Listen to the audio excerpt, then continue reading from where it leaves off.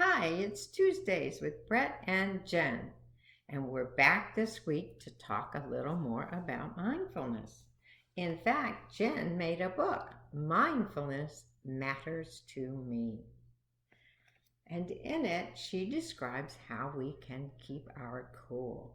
We can think about others, we can take a deep breath before we act, so that when we get in a situation like this young lady, oops, she stepped on bubble gum, rather than blowing our cool and jumping up and down, we're going to take a breath and be mindful. And then we won't overreact. Now, this is not just for kids, is it? It's also what we teach to teachers. We adults need to model mindfulness so that our children can be better at it.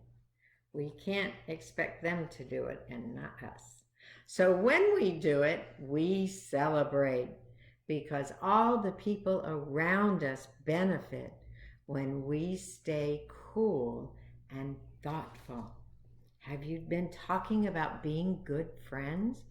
Good friends are mindful of one another, aren't they? Here's a list of all the good things that mindfulness does for us. It helps us be compassionate. It helps us improve our alertness. It helps us build energy, to think about our thoughts and feelings, to be good friends and build relationships, to be creative, to reduce anxiety and worry by getting rid of those crazy monkey thoughts, and to build our self-esteem, which is really important. All of these things are good for both you and your children. So please think about mindfulness.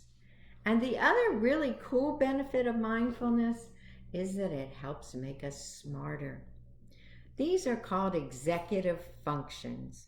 And executive functions are the first skills that lay the basis for all future really critical thinking skills. So in order for our brain to work and grow, it needs to have a working memory. It needs to have inhibitory control, which means all the things that we've talked about. And it needs to be able to have flexible thinking. So last week, when we took that worry and we wrapped it up and threw it away, that was flexible thinking. When you offer choices to your children, do you want to play now or do you want to play after lunch? Your choice. You're having them hold in memory their choices and make a choice, which is using flexible thinking. And you're focusing their attention. Remember, we said that was one of the most important things about mindfulness, is it focuses our attention.